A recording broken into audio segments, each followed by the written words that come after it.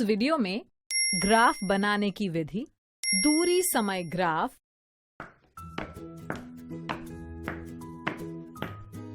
नमस्ते दीदी। नमस्ते बच्चों, कैसे हो तुम सब? अच्छे हैं दीदी। बच्चों, आज मैं आप सबको दिखाने के लिए कुछ लाई हूँ। ये देखो। ये कैसा पेपर है दीदी? इतनी सारी रेखाओं वाला? सवाली, ये ग्राफ पेपर है। ग्राफ पेपर, इससे क्या होता है दीदी? ग्राफ पेपर पर हम ग्राफ बनाते हैं। अब ये ग्राफ क्या है दीदी?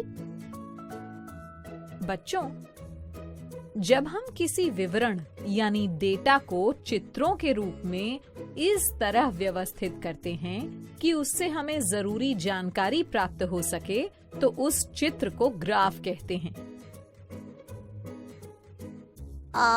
कोई उदाहरण देकर समझाइए ना दीदी। केवल उदाहरण देकर नहीं, मैं तुम्हें ग्राफ बनाकर भी दिखाऊंगी। वाह, फिर तो मजा आ जाएगा।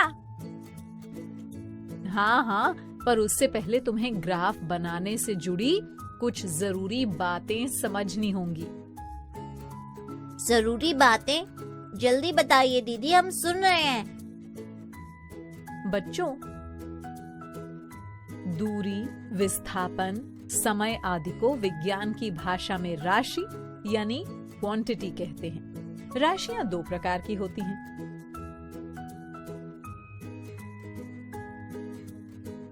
चर यानी वेरिएबल और अचर यानी कांस्टेंट।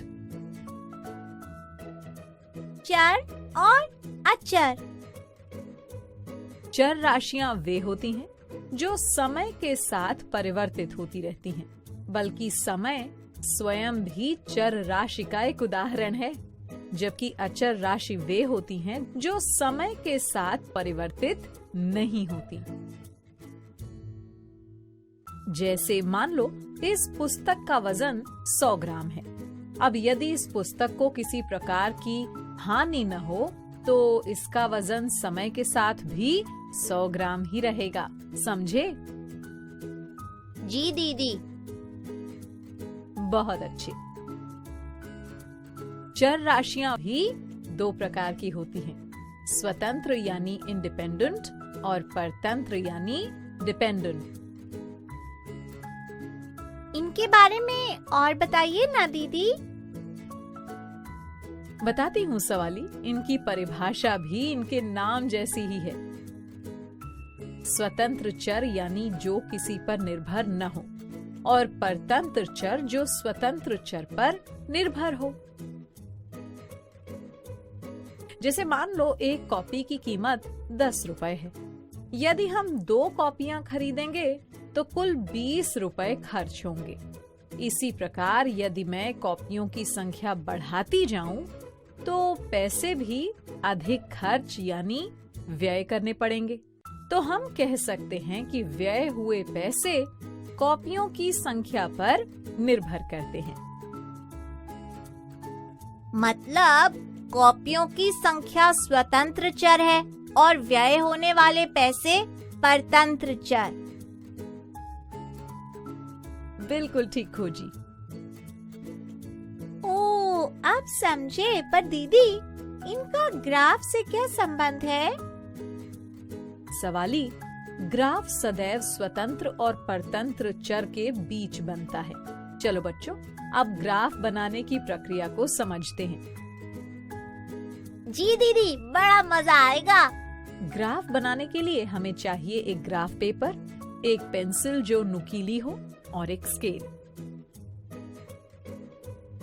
बच्चों, चूंकि ग्राफ दो राशियों के सापेक्ष बनता है, यानी उनके संबंध को दर्शाता है, इसलिए हमें 2 रेखाएं खींचनी होंगी, एक क्षैतिज यानी हॉरिजॉन्टल और दूसरी ऊर्ध्व यानी वर्टिकल। जिस बिंदु पर ये दोनों रेखाएं एक दूसरे को काटती हैं, उसे मूल बिंदु यानी ओरिजिन कहते हैं और ओ से चिन्हित करते हैं। क्षैतिज रेखा को एक्स अक्ष यानी एक्स एक्सिस कहते हैं तथा इसे x डैश ओ एक्स से दर्शाते हैं। इसी प्रकार ऊर्ध्व रेखा को y अक्ष यानी y एक्सिस कहते हैं और इसे y डैश ओ y से दर्शाते हैं। तो अब हम दो चर राशियों के बीच ग्राफ बनाने को तैयार हैं। क्यों ना घर से स्कूल आते समय हम जो दूरियां तय करते हैं उनके और समय के बीच ग्राफ बनाएं। ठीक है सवाली? बच्चों, पारंपरिक तौर पर स्वतंत्र चर को x अक्ष पर दर्शाया जाता है और परतंत्र चर को y अक्ष पर। तो बताओ, समय और दूरी को क्रमशः किन अक्षों पर रखें? दीदी, समय तो बिना किसी पर निर्भर हुए चलता ही रहता है, तो ये स्वतंत्र चर हुआ, इसे x अक्ष पर रखेंगे। जी दीदी, और दूरी को y अक्ष पर। शाबाश बच्चों। अब मैं घर से स्कूल आने के अपने समय और दूरी के विवरण को एक तालिका में लिख लेती हूँ। ठीक? दीदी, आपका घर तो स्कूल से 10 किलोमीटर दूर है और ये ग्राफ तो बहुत छोटा है। भला इस पर 10 किलोमीटर कैसे दिखाएंगे? अरे नहीं खोजी, ग्राफ पर हमें असली मान लिखने की जरूरत नहीं होती। ये देखो, ये छोटे खाने देख रहे हो? हम इन खानों को सुविधा अनुसार कोई भी मान दे सकते हैं, बस याद रहे सभी खानों का मान समान होगा। इसे हम राशि का पैमाना लेना कहते हैं। इसका क्या मतलब दीदी? बच्चों, मुझे स्कूल आने में 25 मिनट लगते हैं, तो मैं मान लेती हूँ कि x अक्ष पर एक छोटा खाना 5 मिनट के बराबर है। तो मूल बिंदु पर 0 के बाद हम छोटे खाने के अंत पर 5 लिखेंगे। इसी प्रकार अगले बिंदु पर 10, फिर 15, 20 और अंत में 25। बच्चों, चूंकि ये सभी संख्याएं समय को मिनट में दर्शा रही हैं, इसलिए हम समय के साथ कोष्ठक यानी ब्रैकेट्स में मिनट लिख देते हैं। पर ऐसा क्यों दीदी? ऐसा करने से कोई भी इस ग्राफ को देखेगा तो वो इसे आसानी से समझ पाएगा। ठीक इसी तरह हम मान लेते हैं कि y अक्ष पर एक छोटा खाना 2 किलोमीटर के बराबर है, तो हम दूरी के साथ ब्रैकेट्स में किलोमीटर लिखेंगे और हर बिंदु पर लिखेंगे 2, 4, 6, 8 और अंत में 10। समझ आया ना? हाँ दीदी, ये तो बहुत मजेदार है। तो चलो अब ग्राफ बनाना शुरू करते हैं। तो सबसे पहले जब समय 0 है तो तय की गई दूरी भी 0 है। 0 पर ये दोनों रेखाएं एक दूसरे को मूल बिंदु पर काटती हैं, तो हम यहाँ एक बिंदु अंकित कर देते हैं। इसी प्रकार 5 मिनट के समय में तय की गई दूरी है 2 किलोमीटर। तो जहाँ ये दोनों रेखाएं एक दूसरे को काटती हैं, वहाँ भी एक बिंदु अंकित करते हैं। ऐसे ही हम सभी समयों और उनके सापेक्ष सभी दूरियों के लिए बिंदु अंकित करेंगे। ये देखो बच्चों, सभी बिंदु अंकित हो गए। वाह दीदी, अब क्या करेंगे? अब स्केल और पेंसिल की सहायता से इन सभी बिंदुओं को मिलाएंगे। तो बच्चों, लो बन गया हमारा दूरी समय ग्राफ। अरे दीदी, ये तो एक सरल रेखा है। हाँ सवाली, और ये सरल रेखा दर्शाती है कि वस्तु यानी मैं एक समान गति से चल रही है, या यूं कह सकते हैं कि ये एक समान दूरी का दूरी समय ग्राफ है। याद है ना, एक समान दूरी क्या होती है? हाँ दीदी, आपने बताया था।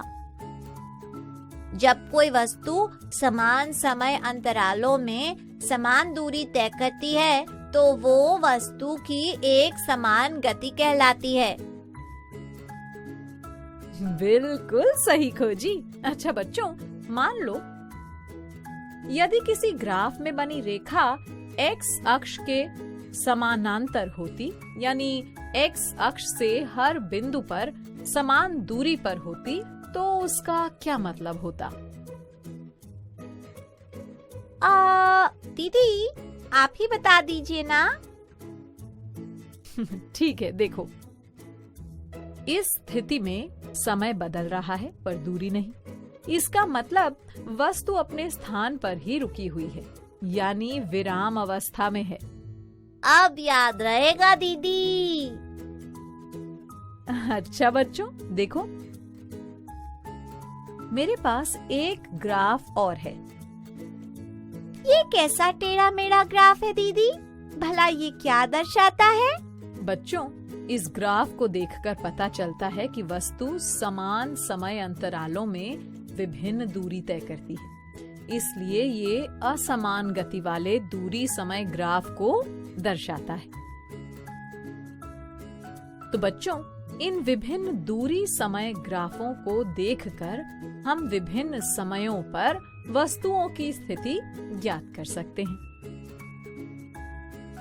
हाँ दीदी, और हम ये भी पता लगा सकते हैं कि वस्तु गतिशील है या विराम अवस्था में।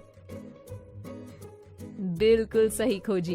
तो बच्चों, लगता है तुम सब ग्राफ बनाने की विधि और दूरी समय ग्राफ के बारे में अच्छे से समझ गए हो। तो चलो अब मेरे कुछ प्रश्नों के उत्तर दो।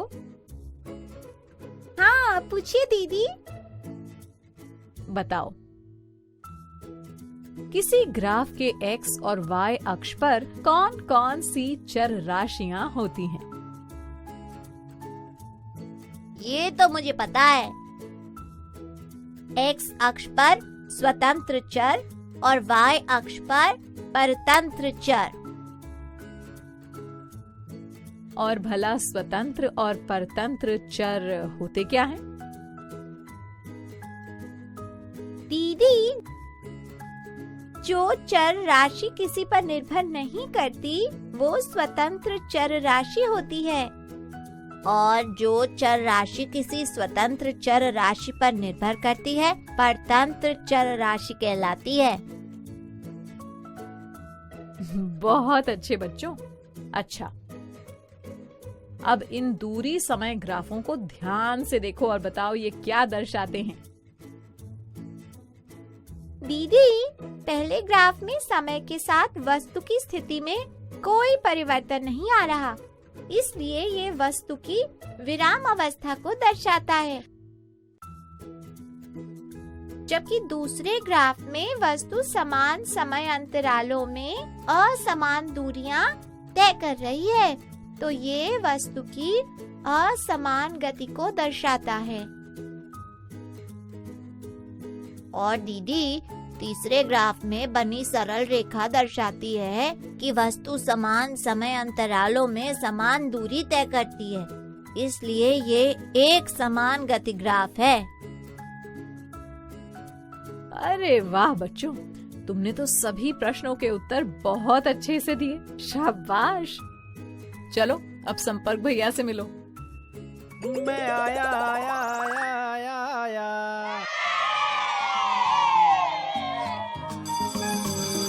ओके बच्चों, बाय बाय बाय। बच्चों, अब मैं जाती हूँ, कल फिर मिलने आती हूँ। इंग्लिश में अब होंगी बातें, मैथ सीखेंगे हंसते गाते।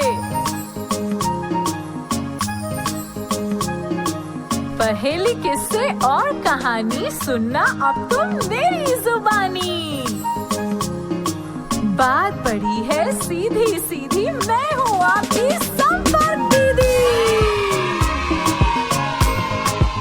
संपर्क फाउंडेशन।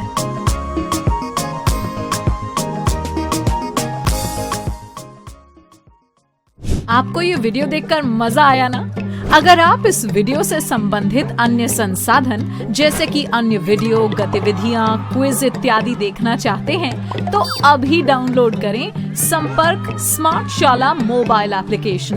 और हाँ, अगर आपको ये वीडियो अच्छा लगा हो तो इसे जरूर लाइक करें और भी नए वीडियोस देखने के लिए सब्सक्राइब बटन पर क्लिक करना न भूलें। मिलते हैं बहुत जल्द YouTube और संपर्क स्मार्ट शाला ऐप पर।